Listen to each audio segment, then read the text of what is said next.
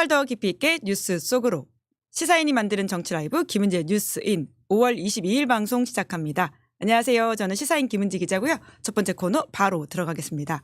쏟아지는 뉴스에 어떻게 반응해야 될지 알려드리는 시간 뉴스 리액션입니다. 김여하 기자 안녕하세요. 네, 안녕하세요. 네, 목요일의 뉴스 리액터 미나 총통 안녕하세요. 안녕하십니까. 네, 총통이라고 하니까 왜 놀라세요?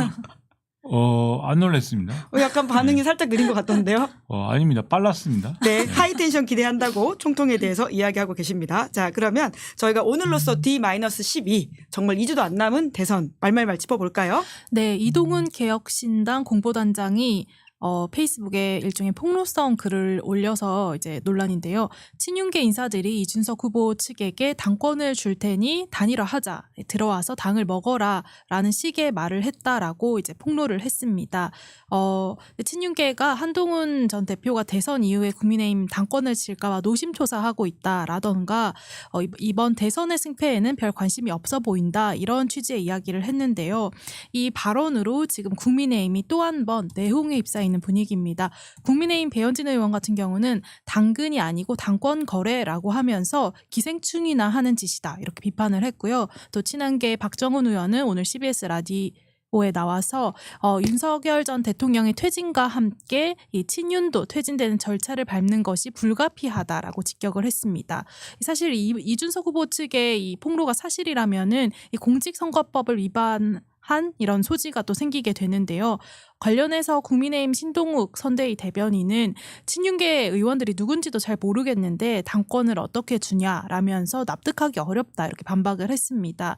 그리고 이제 단일화 추진 본부장을 맡고 있는 유상범 의원은 KBS 라디오에 나와서 국민의힘 내부 분열을 드러내고 이준석 후보의 존재감을 부각하려는 대선 전략이다 이렇게 맞받았습니다. 이준석 후보는 현재 단일화 논의에 꾸준히 이제 거절 의사를 밝히고 있는 상황인데요. 앞서 페북에도 오늘부터 선거일까지는 전화 연락이 어려울 것 같다라고 하면서 정치공학적인 단일화 이야기, 불필요한 말씀을 주시는 분들이 많아서 이 모든 전화에 수신 차단을 설정했다라고 밝혔습니다. 하지만 김문수 후보는 계속해서 이 단일화 제안을 던지고 있는 상황인데 어제 한국방송기자클럽 이 초청 토론회에서는 이준석 후보에 대해서 마지막에 결국 저와 단일화가 될 것으로 기대를 한다 이렇게 밝혔습니다. 그리고 이제 5시 20분쯤에 이준석 후보가 곧 기자회견을 연다라고 하는데요. 단일화를 이제 하지 않겠다라는 취지인 것으로 알려졌습니다. 네, 이원주 님이 김민아님 은근히 귀엽네요. 이분이 쓴 글 우연히 얼마 전에 읽어보았는데 글을 아주 잘 쓰더군요. 이렇게 이야기를 해주고 계십니다. 오늘 김민아 평론가 팬들이 많이 찾아오신 것 같은데요. 먼저 이준석 측에서 폭로한 당권 거래 이슈에 대해서는 어떻게 보십니까? 존재감 부각하려고 하는 전략이다. 이런 식의 지적들이 국민의힘에서 나오는데요. 이거를 쓴 거 자체는 그럴 수도 있겠죠. 근데 그럼 쓴 것의 의도가 중요한 게 아니라 쓴 내용이 이제 사실이냐 이런 게 중요한 거 아니겠습니까? 그리고 이 쓴 내용은 제가 볼 때는 사실일 가능성이 얼마든지 있다 이렇게 생각이 됩니다. 네. 그럼 선거법 위반이라고 아까 이제 소지가 있다 김영하 기자가 지적을 했는데요. 그거 가서 따져봐야죠. 왜냐하면 이게 돈을 줄 테니까 후보를 사퇴해라. 라든지 이런 거였으면은 그게 확실한데 그게 아니고 이게 당권 그러니까 정확하게 이제 보장해 줄 수 없는 거를 지금 가지고 이런 식으로 얘기를 한 거지 않습니까? 그래서 좀 애매한 부분이 있고 이준석 후보 본인은 이렇게 명시적으로 얘기를 한 게 아니고 그러니까 사실상 이제 당에 돌아와서 뭔가 역할을 해라. 그럼 우리가 힘을 실어주겠다. 이런 수준의 얘기였다라고 얘기를 하고 있잖아요. 그리고 그런 얘기를 했는데 이동훈 이제 대변인은 그거를 이제 당권을 주겠다라는 걸로 이제 얘기를 했을 수도 있는 거니까 그게 뭔지는 해석을 해봐야 될 건데 법적으로 뭔지는 해석을 해봐야 될 건데 근데 실질적으로 정치 언어로 봤을 때는 그게 그거죠 그게 그거지 그럼 다른 의미가 있습니까? 그러게요. 네. 네. 그러니까 그런 식의 얘기를 했을 가능성은 상당히 제가 볼 때는 개연성이 있다. 근데 당권을 주겠다 이런 얘기는 뭐냐? 그 당권을 주겠다라고 하는 게 친윤이 뭔데 사실 당권을 줄 수가 있습니까? 그런 거라기보다는 와서 좀 이준석 후보가 얘기하는 대로 와서 뭔가 역할을 당권에 다시 도전하거나 이렇게 하면은 우리가 좀 밀어줄 테니까 한동훈의 한동훈의 당권 재접수를 좀 막아달라. 아. 그런 차원의 얘기 아니냐. 우리 같은 편이 되자. 뭐 이런 얘기 아니냐 이게. 예. 뭐 그럴 개연성은 충분한 거죠. 적의 적은 친구가 되는 상황을 또 우리가 보는 것 같다라는 느낌이 드는데요. 댓글창에서는 하지만 단일화 논의가 아니라 김민하 평론가가 은근히 귀여운가 대놓고 귀여운가를 가지고 이야기하고 계신다라는 소식을 전하면서요. 그러면 이준석 후보가 지금 5시 20분에 단일화 관련된 기자회견 긴급하게 한다고 했는데요. 할 거라고 보십니까? 저는 뭐 응하지 않는다라고 봅니다. 네, 이게 이 각자가 그리고 있는 그림이 있어요. 김문수 후보 측은 보수 유권자들이 결집을 해가지고 어느 정도 이제 지지율이 오르고 그러면은 이준석 후보 쪽으로 쏠려 있는 어느 정도 가 있는 보수 유권자들이 다시 이제 돌아온다.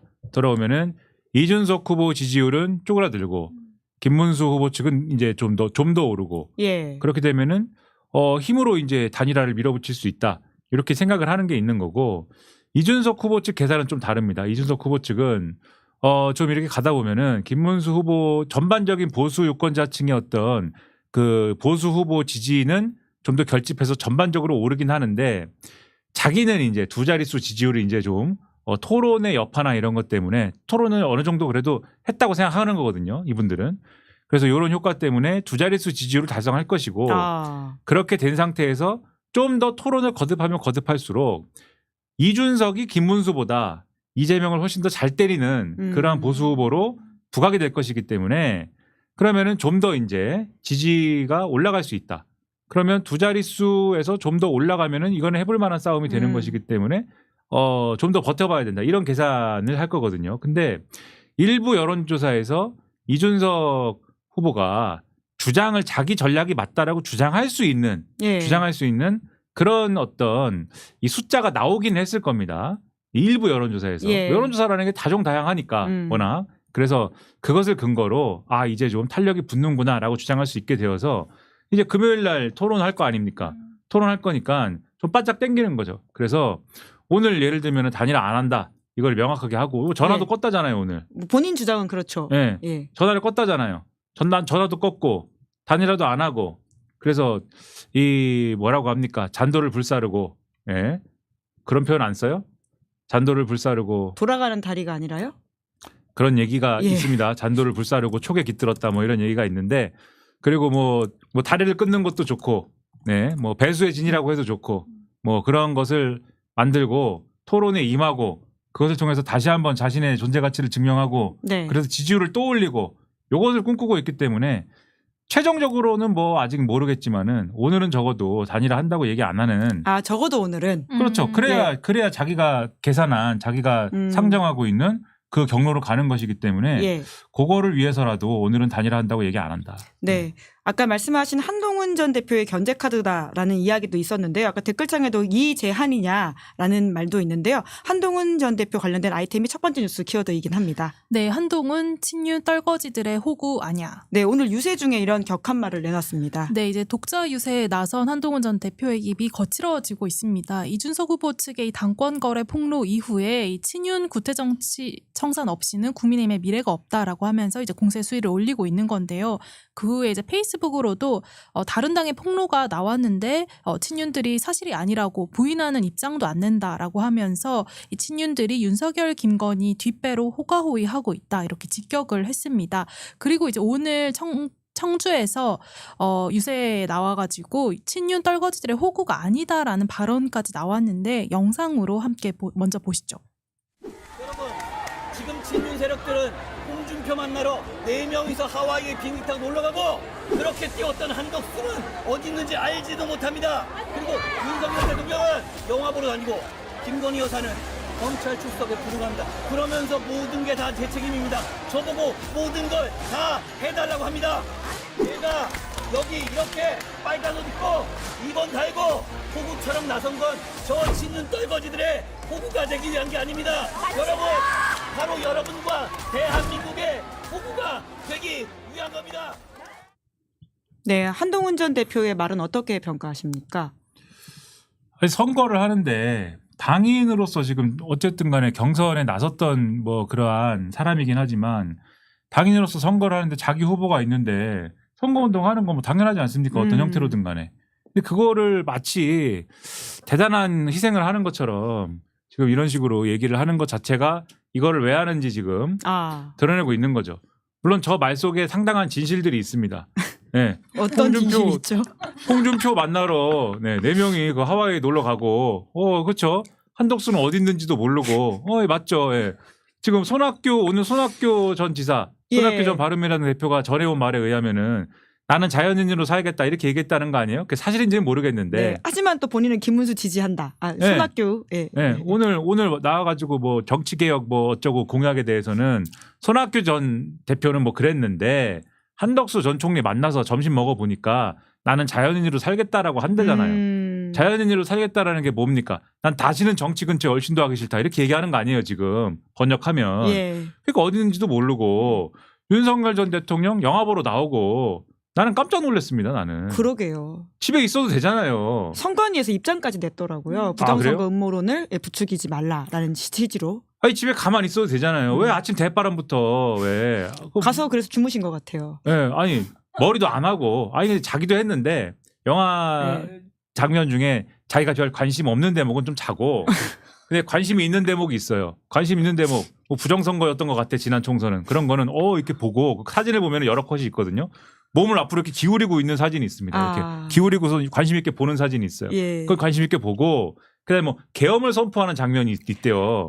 계엄을 선포하는 장면에서는 어퍼컷 한번 하고 사람들이 막 치고 막 거기 있는 사람들은 비슷한 사람들이니까. 그리고서 이제 근데 제 생각에는 그 보고 있을 때 연락이 많이 왔나 봐요. 국민의힘 쪽에서. 왜냐하면 아침에 발칵 뒤집어졌다잖아요.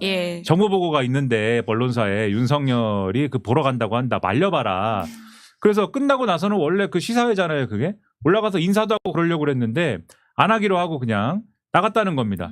나올 때 표정 보면 별로 표정이 안 좋아요. 네. 그러니까 이게 뭐 난리가 났으니까 이제 그러는 건데.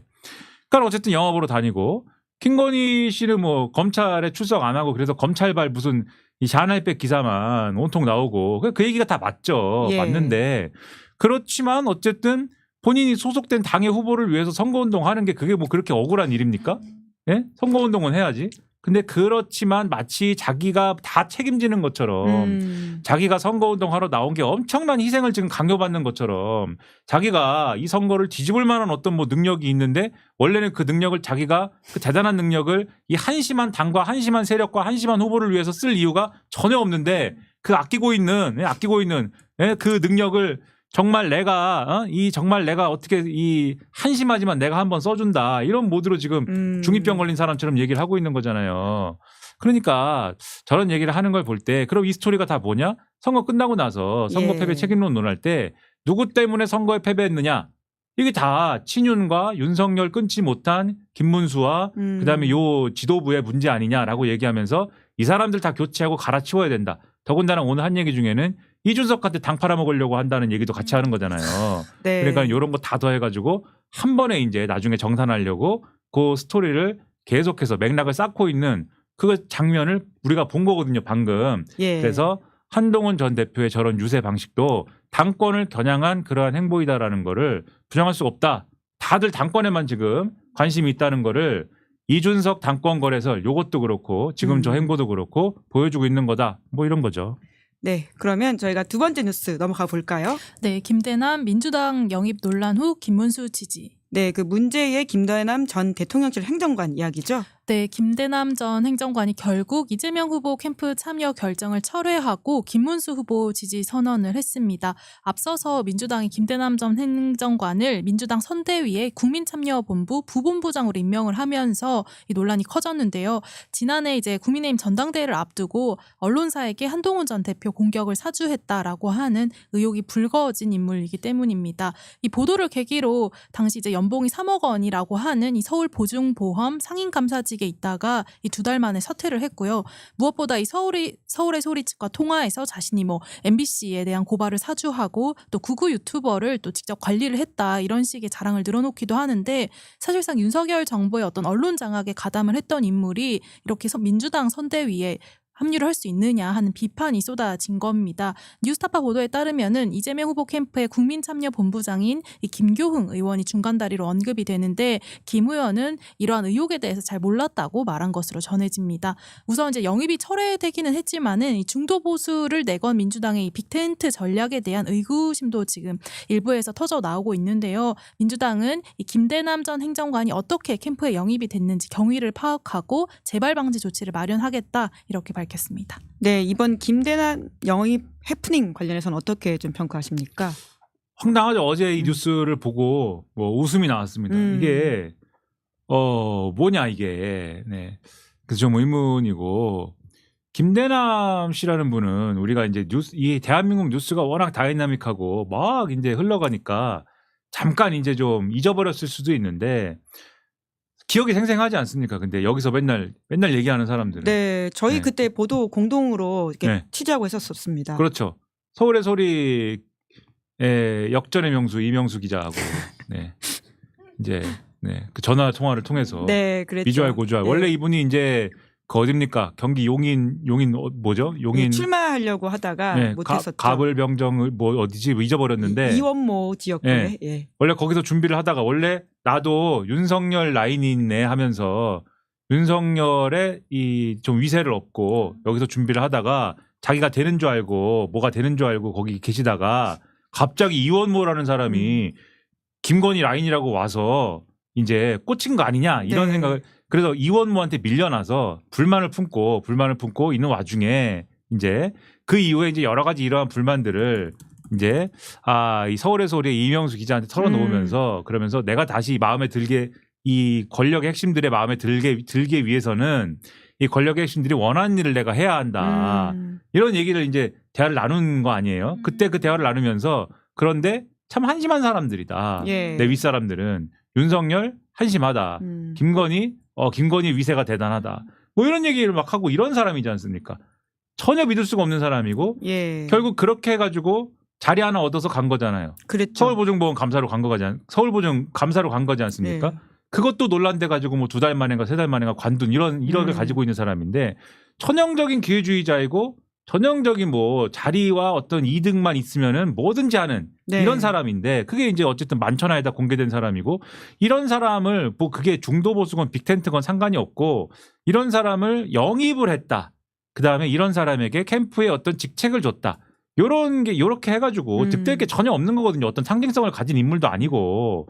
근데 이렇게 해서 영입을 했다라는 기사가 이게 난 걸 보고 이게 무슨 의미가 있는 거냐. 사실은 제 얼굴에 침 뱉기 같은 얘기밖에 안 되는데 그래서 그렇게 생각을 했는데 뭐 아니나 다를까 이재명 후보가 직접 여기에 대해서 입장을 밝힌 거죠 지금. 네. 이거는 실무진의 실수였던 것이고 이게 뭐 논란이 있어가지고 취소한 것이다.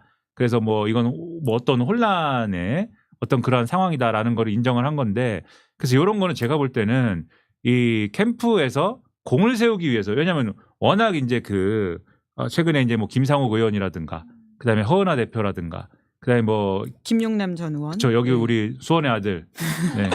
여기 많이 수원 출신이십니다. 네, 같이 앉아 있었던 예. 김용남 전 의원이라든가 이런 분들을 막 영입을 하면서 그게 화제가 되고 대단하다 이런 얘기가 나오니까 보수 쪽에 또 누구 없나 이러다가 얻어 걸린 것 같은데 그 제 뇌피셜입니다. 얻어 걸려가지고 이게 땡긴 것 같은데 그것도 데려올 사람 있고 아닌 사람이 있지. 그렇죠. 이분 네. 보세요. 이게 대부분 이제 자기가 있던 데에서 반대편 진영으로 넘어갈 때 그게 가끔 논란이 있는 경우가 있어요. 그러면 그렇게 가다가 안 되지 않습니까? 안 되는 경우들이 있거든요. 그러면 이번에 좀 논란이 있어서 내가 좀 이렇게 힘을 보태주려다가 그게 안 돼서 아쉽습니다. 그리고 그냥 조용히 있는 게 상례거든요. 예. 그래서 조용히 있는 겁니다. 넘어가려다가 안 됐으면은 조용히 있는 거예요. 근데 이분 어떻게 합니까? 바로 김문수 지지. 바로 김문수 캠프로 합류. 그리고 김대남스러운 행보예요. 이런 사람은 선거에 껴주면 안 되는 사람입니다. 예. 그래서 전형적으로 기회주의자인 이런 사람이기 때문에 사전에 정리했어야 되는데 이런 사람이 등장함으로써 사실 아까 말씀하신 것처럼 이 소위 말하는 빅텐트 전략이라고 뭐 말씀하셨는데 보수 진영 사람들 데려오는 것 자체에 대해서 어느 정도 브레이크가 지금 걸리게 돼버린 거거든요. 그래서 이런 거는 참 여러모로 뼈아픈 실수, 뭐 뼈아픈 어떤 논란이 될 것이다. 그런 점에서 아쉽다. 뭐 이런 평가가 아마 내부에서 많이 나오지 않을까 싶습니다. 네, 이재명 후보 같은 경우는 오늘 경남 양산에서 이제 유세를 했는데 이 사안 관련해서 이 경솔한 조치로 보여진다라고 하면서 재발 방지책 필요하다, 문책하라고 이야기도 한 상태다 이렇게 밝혔습니다. 하지만 이제 외연 확장도 좀 지속할 뜻으로 내비친 게요. 보수 성향 인사도 진보 인사도 필요하다. 완벽한 사람들만 있으면 좋겠지만 사람이 약간의 부족함이 있을 수 있다. 다 가려내면 뭐가 남겠느냐 이렇게 말을 했습니다.